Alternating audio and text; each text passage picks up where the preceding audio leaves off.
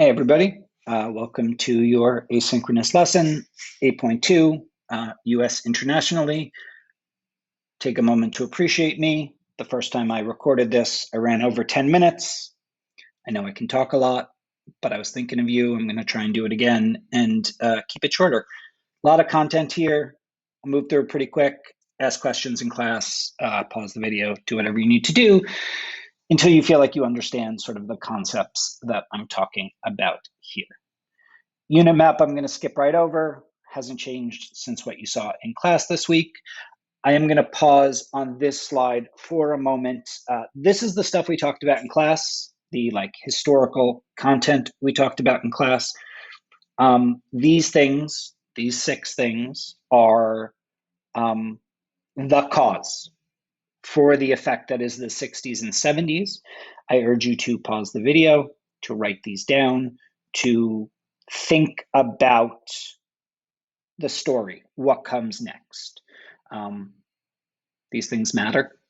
And the 50s is our cause for the effect that is our 60s and 70s. These things matter in that they are the cause for the world you live in today for plenty of reasons. But I wanted to highlight it specifically before we move on into US internationally, the Cold War, and proxy wars. So I'll define Cold War in a couple slides. Proxy war is a war instigated by major powers, which does not itself become involved in. Ms. Martinez likened this to if you are watching 2 people fight, but you are not fighting, you are kind of standing on the sidelines and just kind of yelling and egging them on and making the fight worse. That's kind of a proxy war. So yeah, if that helps you imagine it, do that. US and USSR, these are the 2 major powers post-World War II. These are the 2 powers that are going to proxy war with each other. 2 wars that you've heard of, maybe: Korean War, Vietnam War. Not going to talk about any war specifically. I'm going to highlight those 2, and then I'm going to point out this. Those are the 2 we talk about. Here's 40 more. Obviously, you don't need to memorize 40 wars. I do this to highlight the scope of the conflict between the US and the USSR as each of these events are unfolding, as each of these fights are happening, as each of these wars are happening. The US is on one side, the USSR is on the other, providing weapons, providing soldiers, providing support, essentially fighting with each other without fighting with each other. Why? I don't know. Why do countries go to war? They don't like each other. US and the USSR do not like each other. Some sort of general themes: power. Again, these are the 2 most powerful countries after World War II. Each of them would like to be the most powerful. There's tension because of that. The big thing that is usually talked about is this idea of democracy versus communism. The West, the US, Western Europe being democracy, the USSR, China, parts of the Southern Pacific, Eastern Europe being communist. This fundamental idea for the best kind of political system causes a bunch of tensions. Defense, both countries have atomic bombs now, so both see the other as a threat. Stuff like that. Countries sometimes don't like each other. They sometimes have tensions. They sometimes go to war. Here's just some of the general reasons that happens and the reason this Cold War happens. The reason they don't actually just go to war with each other is nobody wants World War III. Pretty simple. 80 million people die in World War II. Nobody wants to do that again. So their dislike for each other, what I talked about on the last slide, is going to manifest as a bunch of small conflicts. This way, the US and the USSR can avoid war while still kind of fighting each other. This is our Cold War period that is never technically a war, but is a lot of tension between the USSR and the United States. That is the Cold War because it is cold, as opposed to a hot war where people do actually shoot each other. That's about all I'm going to talk about as far as wars go. I'm just going to kind of run through a couple things for you here that I think are important to know. None of these are technically wars. The United States does not declare war. as in Congress doesn't meet and declare that the United States is going to war with this other country. You can decide for yourself if it matters. It matters to me, might not matter to you. The results are the same. People shoot at each other, people die.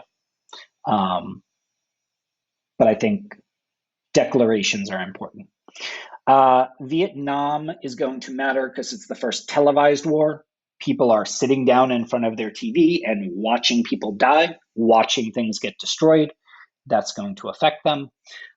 Super important to know that the best US movie ever made is about the Vietnam War. It is not Forrest Gump. And then finally, massive, massive, massive, massive destabilization in Asia, in the Middle East, in Latin America. The US and the USSR come in, give a bunch of money, fight a bunch of fights, and then leave, and tend to leave countries kind of wrecked. Lots of long-term effects of that we're still grappling with today. More importantly for our class, domestically, conformity in the Cold War. We moved through it quickly with World War I, but there's a clear period of nationalism and like acting American that happens after World War I. It happens after World War II, more dramatically, essentially because of TV, right? The idea of acting American is going to be kind of accelerated, amplified by people watching TV shows that show you what Americans look like, or watching ads like the one we watched in class telling you how women are supposed to behave. After World War II, that's going to manifest as like really pro-democracy and like really, really, really anti-communism. It'll manifest in the Red Scare, technically the second Red Scare, but sort of the big one that people talk about. Americans are paranoid and scared that communists are like spies and they're coming in to infiltrate America. I'll move my face so you can see the "Is this tomorrow?" Look at America under communism. People just getting beat up in the street, whatever.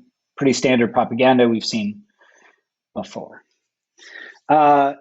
Edgar Hoover and others are going to use the Red Scare to violate rights and to ruin lives. Because America's paranoid, because they're scared, they can justify things like putting Japanese people in internment camps.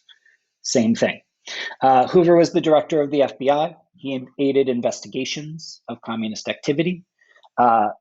Violated civil rights. So wiretaps, surveillance, infiltration of leftist groups are all a thing that's going to happen under Hoover.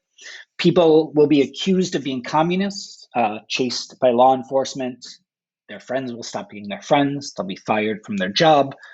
Also importantly, most of these allegations were false. It was just kind of a thing that happened. And that's it. There's a form to fill out, lesson 8.2, and I'll see y'all next week.